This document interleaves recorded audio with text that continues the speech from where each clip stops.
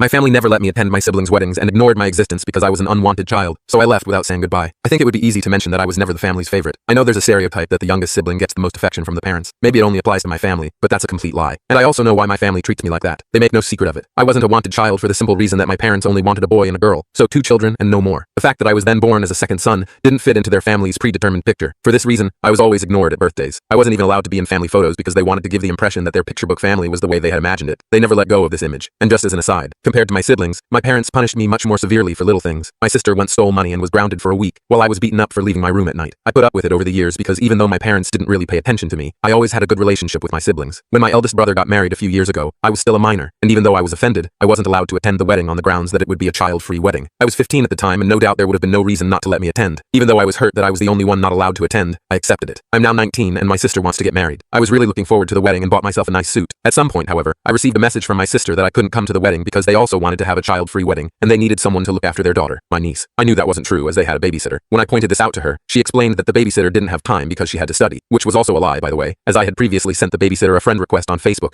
and she even wrote a post on the day of the wedding saying that she was enjoying her day off. I asked her if she had anyone else who could look after the child as I really wanted to be there after missing my brother's wedding. Suddenly she got angry and told me I was being selfish, and if I was a good brother I would say yes without argument, and if I didn't say yes, I wouldn't be allowed to come to the wedding under any circumstances. It felt like a punch in the stomach. I couldn't understand why she didn't want me at the wedding. In the end I agreed, but still contacted my parents again. They also told me not to be so selfish, as the day wasn't about me, and my sister was deciding the guest list anyway. Then I also realized for the first time that my attendance was never planned from the beginning, because I was the only one who didn't get an invitation. Yesterday was the wedding, and I cried when I saw all the photos posted in the WhatsApp family group. Everyone had a great time. Even when my sister dropped her daughter off at my place and I wanted to give her my wedding present, she didn't even give me a glance. She didn't even say thank you, neither for the present nor for babysitting. I want out of this family. I love them, but I can't stand being treated like this any longer. I'm about to be promoted at my home office job, and when that happens, I'm going to move far away and break off contact. They'll have the image of their perfect family back that I ruined, and I'll have my peace. A win-win situation for both sides. Update. I contacted the local police and told them about the situation just in case anyone was looking for me. One day after I posted it, I packed my things and drove to a friend of mine who lives far away. I haven't seen him in a while, but he agreed to let me stay with him until I have an apartment. And before you ask, I decided not to wait for my promotion. But you probably want to know what's up with my family right now. Well, I blocked their numbers. Even though you guys told me not to leave a message, I left one, but not the way you think. My family has a spare key for my apartment. If for some reason they care enough to check on me, they find a message in my apartment. I wrote this because I wanted to tell them everything I felt and let them know about their wrongdoings towards me. And to my surprise, my friend got a call from my mom yesterday. I don't know if she found the message or just noticed that I was gone like that, but I assume she did. She said she was worrying about me and that she had called every one of my friends because she wanted to know where I was and if he knew where I am. He lied to her and told her he didn't know, and then she hung up. While some could see this as an effort, I know my mom better than anyone else. She is not worried about me. She is worried about her own image and how people would react if they saw how she failed as a parent. However, she was the only one who I know tried to reach out so far. To be fair, I blocked their numbers, so I'm not saying it's entirely impossible they tried, but still. My friend's mom had invited me for dinner this Sunday. His family was always very welcoming towards me, and I'm just glad I'm not alone. I would also be lying if I said this situation left me cold, because the truth is that I cried for most of the first 2 nights.